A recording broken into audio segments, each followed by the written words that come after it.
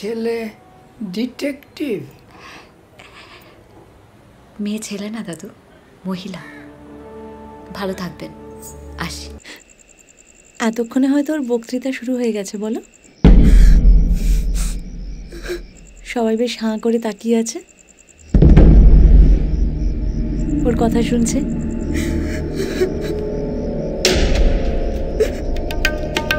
নৃপেন লাহিড়ী পড়েছ অজিত?